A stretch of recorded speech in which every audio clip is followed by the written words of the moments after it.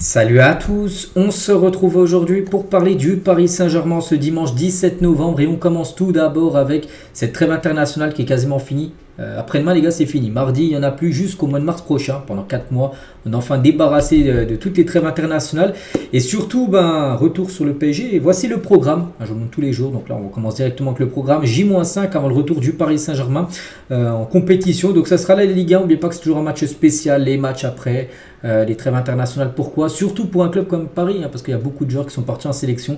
Donc ça sera la réception de Toulouse, vendredi, qu'on commencera à parler dès demain, dès début de semaine. Et après le Bayern, le Bayern les gars, c'est la semaine prochaine tout simplement. Cette grosse rencontre prévue le 26 dans maintenant 9 jours.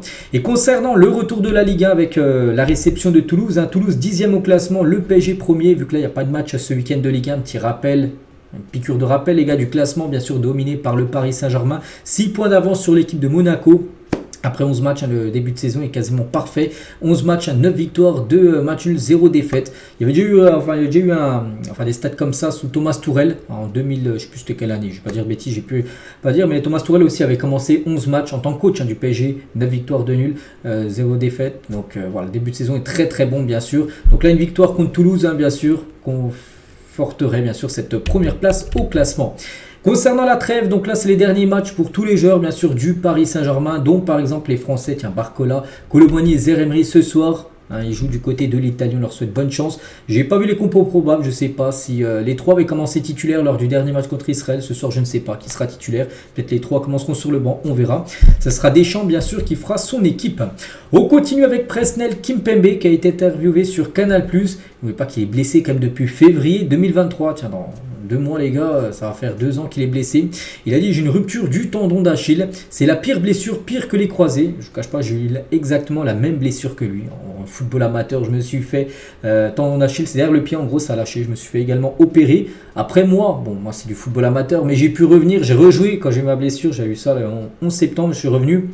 C'était au mois de février. Après, donc j'ai 7 mois.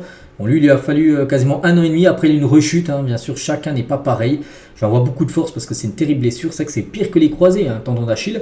À ce moment-là, on remet un peu tout en cause. Et même si on me voit un peu comme mort, je sais que je vais y revenir. Et moi, on espère. Moi, j'espère vraiment qu'il va revenir.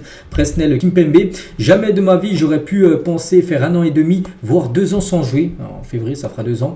Et être aussi patient. Dans toutes les grandes équipes, il y a de la concurrence. Je la connais encore aujourd'hui et demain. Et ce n'est pas un problème, bien sûr. Quand il reviendra à son top niveau, ce qu'on espère qu'il retrouvera, il essaiera de se battre pour retrouver bien sûr une place de titulaire.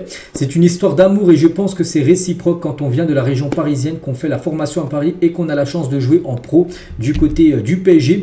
Et quand ça sera l'heure, vous allez découvrir un nouveau Presnel, toujours prêt à défendre les couleurs du club à 100% avec la même dalle et la même hargne. Voilà la grinta qu'il avait bien sûr sur la pelouse quand il jouait à l'époque.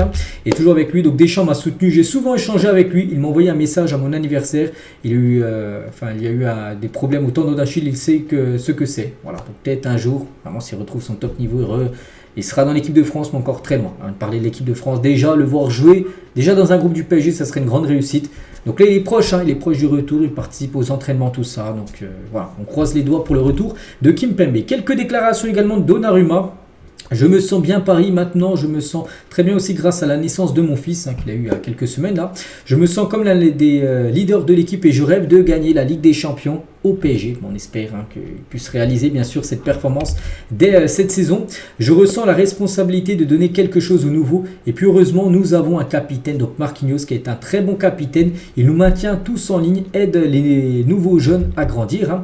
Je suis très autocritique envers moi-même à la fin du match. J'essaie toujours de comprendre ce que je peux faire de mieux, ce qui aurait dû être fait de plus, peut-être sur un but encaissé. Voilà, il dit qu'il se remet en question. Bon, j'espère parce que il dit qu'il est très autocritique envers lui-même. Mais bon, quand il dit, je reviens sur le match contre le Real Madrid, il y a 2 ans où, souvenez-vous, à Bernabeu, il y avait 2-0 cumulé pour le PSG.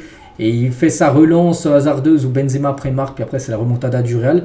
Bon là, il a toujours dit que c'était pas lui le responsable de ça. Non, ne dis pas alors que tu fais ton autocritique envers toi-même alors que tu tu dis que tu n'es pas responsable voilà, de la remontada du Real parce que c'est venu de son dégagement en gros qu'il a pris trop de temps.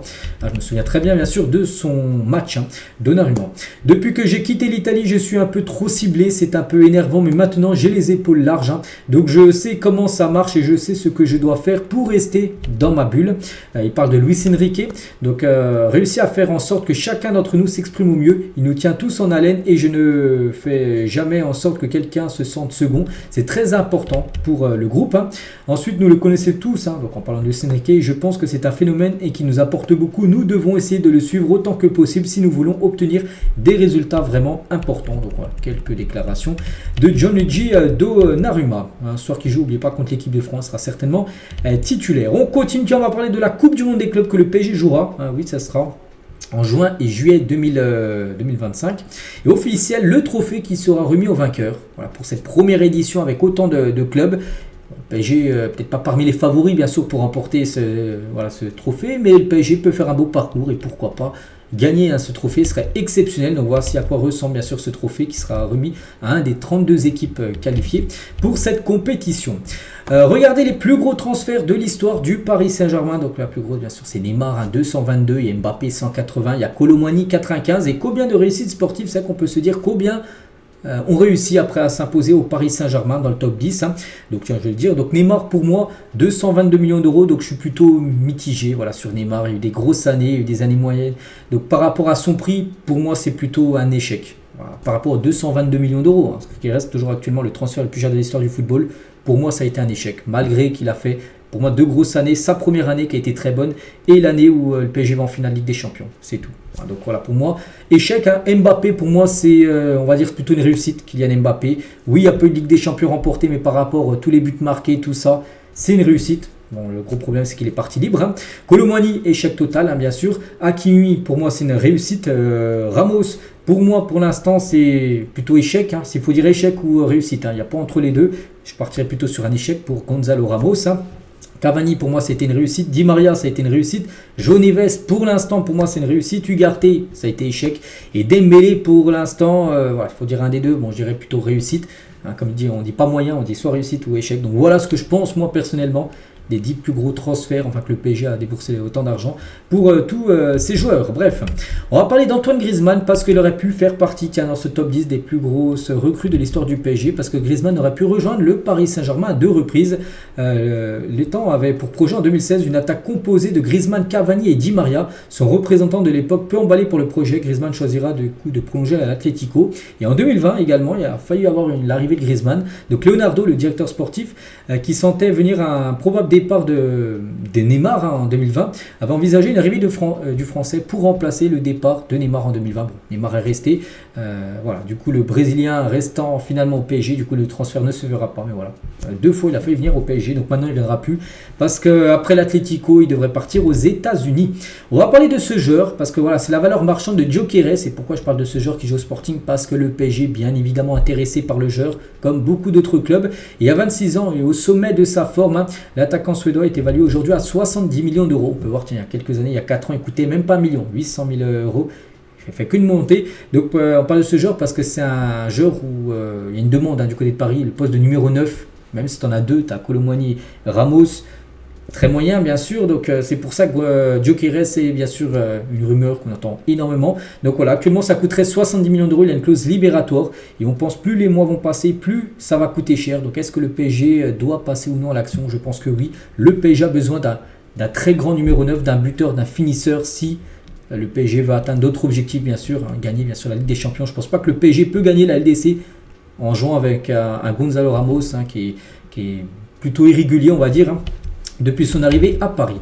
Barcola et Dembélé sont classés premier et deuxième à des joueurs les plus décisifs depuis le début de la saison. Barcola 12 fois et Dembélé 10 fois par rapport aux buts et aux passes D. Donc Barcola je crois qu'il est à 10 buts et 2 passes D, ce qui fait 12 et Dembélé je ne sais plus combien. Moi je crois qu'il a peut-être le même niveau, un nombre de buts et de passes D, peut-être 5-5. Donc comme les deux Parisiens aux 2 premières positions. Et on finit aujourd'hui avec l'inauguration, donc c'était il y a quelques jours de la PSG Academy au Maroc. Donc à l'occasion de cet événement éléments marquants. Donc il y avait Hakimi, défenseur du PSG et figure du football marocain, a honoré sa présence lors de cette journée mémorable. Donc le PSG Académie Maroc, situé à Tamaris, à Casablanca, est ouvert depuis septembre dernier. Elle propose aux jeunes Marocains, filles et garçons de 4 à 18 ans, une formation inspirée de la méthodologie d'entraînement du Paris Saint-Germain. Dirigée par David Boulanger, formateur expérimenté, l'académie compte déjà près de 300 inscrits et offre des installations haut de gamme avec des terrains adaptés au format de jeu 5, 7 et 11 joueurs. Voilà, donc les meilleurs éléments, parce que bien sûr il y a des joueurs qui sont toujours meilleurs que les autres, vraiment ceux qui sortent du lot. Et ben pourquoi pas après les voir au centre de formation du PSG, mais à Paris.